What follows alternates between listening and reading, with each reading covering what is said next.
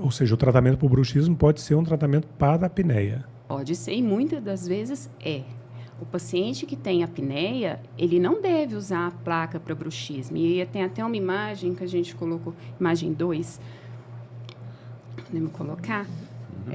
O paciente que tem apneia, está contraindicado esse tipo de placa, a não ser que ele use CPAP, né? Que é aquele aparelho para tratamento de apneia também, que você põe pressão máscara, aeropositiva, a máscara, aí tudo bem, você pode usar. Porque se você usar um aparelho desse, uma placa para bruxismo, e você tem apneia, você não está tratando a apneia e você está piorando a sua condição.